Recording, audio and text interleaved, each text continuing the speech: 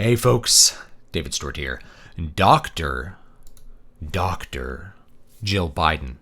Controversy erupted over her calling herself doctor when she is merely a doctor of education and not a physician. Only physicians should call themselves doctors. This is not the controversy that matters and not the one we should be talking about. First of all, the truth is that the word doctor was co-opted by physicians from educators, not the other way around. Doctori means like teacher or professor, and doctor was a title given to theology professors that operated at a high level and was later adopted by physicians as a kind of physician title or certification for physicians. Indeed, just so you guys know, in the realm of healthcare today, doctor is just one of the many kinds of credentials, and there's multiple kinds of doctors. There's medical doctor, there's also OD, orthopedic doctor, and they are both doctors and they have different paths through medical school. There's nurse practitioners and nurses and physician's assistants and all these other different little certifications. But that's not what we should really be focusing on, is whether just physicians should be called doctor or other people can be called doctor, but rather the nature of credentialism in general. Credentialism is this new appeal to a priestly caste called people who have high-level degrees, people who have higher education level degrees. They have some credential from some school which makes them an anointed, special, smart person, and therefore worthy of respect and power and et cetera, et cetera. You see it with Joe Biden trying to assemble his cabinet of science. I'm having a science cabinet and it's going to be scientists, without ever taking a step back and thinking about, what are you appealing to? You're appealing to a new priestly caste rather than appealing to arguments, rather than looking at things as they actually are. So credentialism is this belief, I think it's become rather pervasive in our society, that people who have high-level degrees are somehow special and like worthy of admiration. And while people were trying to discuss that, oh, maybe Jill shouldn't be called doctor, a lot of us were like, she has a doctor of education, which shouldn't even really count. And I can tell you from experience that, it doesn't really mean anything to me as an educator. I was a public school educator. I taught at the college level, taught at the university level. Education doctor doesn't mean squat to me. In fact, my opinion is that the certification education doctor only exists so that people can move up on a pay scale. If you're not familiar with the way teachers are paid, there's this chestnut that teachers are underpaid and all this kind of stuff. If you actually take some time and go look at a pay scale from your local school district, you'll have a better idea of what teachers actually get paid, because they get paid based on how many years they've taught, so it's basic seniority, plus how much education they have. And so if you have a doctorate, it moves you further over on the pay scale and increases your yearly salary. So it's an investment a lot of teachers and administrators want to make, is to get that education doctorate so that they can slide over on the scale. Why not? Can they get a different doctorate? Answer is yes. But the Ed.D. is frankly the easiest one, and it's one that is basically a hoop jumping certificate. It's a hoop jumping credential. So that's something that we noticed. And then at the same time, people were like, here's her dissertation, and frankly, it's really bad. So while you have this thing like, no, this person is special because she has a high education, you dig a little bit deeper into it, and it's like the evidence of that high education, the certification for it, is rather suspect in itself. So let me go ahead and dig even deeper into credentialism, because a lot of people don't really understand what a doctorate is and what it actually certifies and what the knowledge that goes along with it is. So first of all, let's take the first idea here. Are people who are highly educated smarter than other people? Actually, I would say that many people who have a doctorate are functionally retarded. And what I mean by that is that they lack basic life skills, they make terrible decisions, they're unable to manage their lives, and they're certainly not equipped to manage the lives of others or to determine public policy. Think about all the college professors you may have had in college who, say, believed in socialism. Because I was in the arts field, I had a large number of professors who were like avowed communists or believed in the philosophy of Mao. And it takes a certain kind of resistance to evidence to look at the philosophy of Mao and the consequences of the philosophy of Mao and the millions of people who suffered and died as a result of his ideas, or the ideas that were put out by the Khmer Rouge, their ideas of cultural revolution and the horrible suffering that resulted from that. It takes a certain kind of deep tolerance for doublethink and resistance to evidence to believe in that kind of philosophy while seeing the evidence of that philosophy being acted out as mass genocide, 100 million people dead. So these people, the proof in the pudding is in the eating. If they were really so smart and so scientific, then they would be running from the hills whenever anybody talked about communism, not putting Mao on their wall and espousing the ideas of dictators of yore. It's kind of ridiculous to think about that, and yet I meet people that are like that. I have met people, I should say, at the university level who I think are very, very intelligent. They have very, very keen intellect, but you can have the highest IQ in the world. If you are putting into that highest IQ in the world a bunch of garbage, it's kind of like a computer, garbage in, garbage out. You can build the most sophisticated supercomputer in the world, and if you feed it nothing but garbage code, it's going to put out nothing but garbage results. The quality of the computer cannot correct for errors when you're just feeding nothing but errors into it. So it's the same thing. Just because somebody has a high IQ doesn't mean they're smart. They may be SMRT, but they certainly do not have the knowledge base required in order to make good decisions. Like, this is kind of the difference between wisdom and intellect that people sometimes talk about, or hardware and software. That's a great analogy. It's like somebody can have a really high IQ. Your brain's like a big difference engine, and if it's really efficient and really fast at processing information, but you don't have any good information, then you're not going to be equipped to do anything with it. I've seen so many stories from people who have, say, a doctorate in history and they're $150,000 in debt, can't find a job, they just want to work at a university. Well, that, stupid is as stupid does, as Forrest Gump would say. And that's basically what I want to get down to there, is that just because somebody has a high degree of intelligence, or they have a certification, which you would think would imply a high degree of intelligence, doesn't mean they're at all fit to make decisions for other people. They certainly do not understand the complexity of a single other person's life. So they're not equipped to tell a plumber how to do his job when they themselves have to call a plumber. It's the age-old example of the physicist having his car break down on the road and having to call a mechanic to repair it, because while he might understand the physical phenomena that cause that car to be propelled forward, he has no idea how the car actually works and has to call somebody who he probably considers stupider than him to actually fix his car for him, and he has to pay them for the privilege of doing it. And in many of those cases, that mechanic may actually make more money than the professor. I worked with mechanics that made like $100,000 a year, and they just worked on refrigeration trucks and stuff.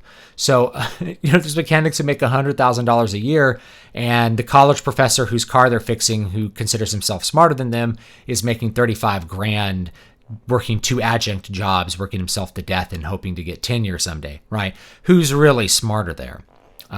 So the next thing is that people don't understand about what a doctorate's actually certifying. They're like, well, he has to be very smart to get a doctorate, and therefore I should listen to him. Or they think, hey, he has to have a great amount of experience and a great amount of expertise in his field. I should listen to him when he's talking about his field. Not necessarily. I'll give you an example of, say, history, right? Or music history. Let's say somebody has a doctorate in music history. You think, well, they must understand so much about music history. So you ask them a question about, hey, what about this kind of music from the early 20th century in Japan as this style was shifting? Or you may ask them, like, what about jazz in the 20s? What made this style change? And they'd be like, I have no idea. Well, I thought you were an expert in music history. Well, it turns out his dissertation was on, say, post-Catholic Reformation liturgy practices in the late 16th century in northern Italy, like Milan. He focuses on just the churches in Milan and how they altered their liturgical practices during this period and how that influenced something else. He may have an extremely detailed, extremely thorough, very well researched, very well informed knowledge of this highly specific area. That's how dissertations are written. You don't write a dissertation on all of music history. Rather, you focus on one specific area that needs attention, and you push the total amount of knowledge in that one specific area just a little bit further, hopefully, with your dissertation and your research. And in scientific fields, it's going to be very specific like that as well, which means like if you do your dissertation on thermoacoustic engineering materials that involve chromium alloys, I don't know, something like that. Then someone fields you a different mechanical engineering question, and you're like, I have to go look that up. Like, oh, I thought you had a doctorate in mechanical engineering. Well, I did my dissertation on thermoacoustics, not the lubrication properties of synthetic oils that you're asking me about. So the amount of knowledge, even in that area, is so narrow that it's not really a certification of general knowledge in that area. Likewise, a history major might study very, very closely and do a dissertation and do some original research on documents surrounding some very particular set of battles in some particular historical era. They're not going to know every detail about like Meiji Restoration era Japan. They're not going to know everything about the Song Dynasty in China or something. They're not going to know all of history. They're going to have a very highly defined expertise over their narrow area. So that's the other thing people misunderstand about doctorates, is they think doctors know more. The truth is they know more and more about less and less. So the higher you go in the academic world, that certification is certifying more and more knowledge of less and less. So you are very concentrated in what you happen to know. I know a lot about music, but if you wanted me to just give a lecture offhand on late Baroque German music, 18th century, I'd have to go hit the books before I could give you to give you a legitimate lecture. And keep in mind, I love Baroque music, and I'd still have to go study it because there's so much there, And if I happen to do my dissertation on French Baroque music and Robert de Vizier or someone, then obviously me talking about Sylvius Weiss I'm going to have to go hit the books and do some research on Sylvius Weiss if I want to give you a lecture on it. Now, how do you not know about Sylvius Weiss? I thought you loved Baroque music and had a degree, That's what I mean. It's very, very defined. Now, next layer, educational doctorates and things like that. I mentioned that this mostly exists for people to move up on the pay scale. The truth is there are certain certificates, there are certain credentials which are not really even a meaningful certification in the field that they're in. Whereas with history, you can guess that a history doctorate person at least knows how to research history well enough to become an expert in some specific thing if they wanted to, and they are definitely an expert in something. Not necessarily true with education. Education, and this is perhaps true, I think this is probably true with some of the artistic fields. An education degree or an education certificate, possessing one, because I am a credentialed teacher, is basically a credential of dogma. And that's partly why I call this an appeal to the new priestly class, is that in order to get a doctorate in education, you have to basically fundamentally accept the dogmas which underlie public education. Otherwise, you wouldn't be in the field. Otherwise, you wouldn't be at the university level studying education or educational practices. You have to believe that education, public education in particular, is sound at a base level. So nobody who questions the need for compulsory education or any of the things that we take for granted in our lives, educational institutions or grouping kids by age, those fundamental beliefs aren't really challenged, and you can't really challenge them from within the system and expect somebody to give you a certificate. Rather, they're going to ask you, in order for your dissertation or your thesis or whatever it's going to be in the education field, they're going to ask you to espouse the dogma of the field. That's what an educational dissertation really is, or even a master's thesis. It's espousing the dogma of the field. It's going and finding evidence that supports the dogma of the field, with maybe one variation that people think of as innovative. You're not going to really challenge the idea that public education, you're not going to write an education thesis about how public education is bad. No one's going to do it. That'd be like going to a seminary. It's the equivalent of a seminary. That's why I think calling it a priestly class works, or the new clericalism. It'd be like going to a seminary and writing your dissertation about how God isn't real. Like, it doesn't work. Like, you wouldn't be there if you actually believe that. It just doesn't make sense. It does not compute. So just because somebody has a doctorate in education doesn't mean they really know how to teach. It doesn't really mean they know how to administer a school either. It's a very popular degree with administrators, but it's mostly to move them over on the pay scale. The reality is, if you're an administrator, it's trying to get, teachers to have good classroom management. It's disciplining kids. It's managing budgets. It's managing scheduling.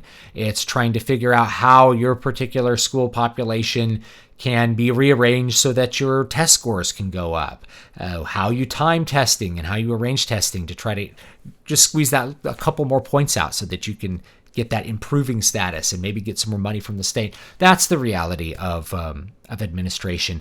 It's not so much some sort of educational theory and testing out all of that kind of stuff. Anything that you would write in a dissertation is really not going to apply if you're a school administrator. It's a lot more technical, nitty-gritty stuff about doing things like budgets, figuring out how to manage labor because you're on the management side of things rather than on the labor side of things. Likewise, you can write a great dissertation on some educational theory and how it applies in the classroom. The truth is that that's not going to matter if your classroom management skills are bad.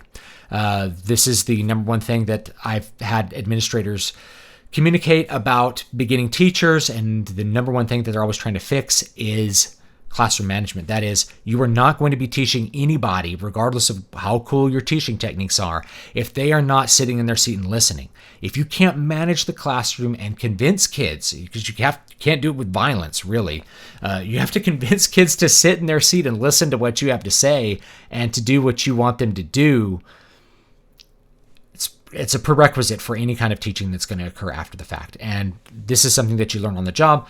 It's something that you don't get a whole lot of in your, say, teacher preparation certificates, like your credential classes. Once you get out into the field and you have somebody overseeing you and you're in an internship, that's the first thing that those more experienced teachers do, is like, you have to figure out how to manage your classroom and do these things and figure out how to order your day and all these things.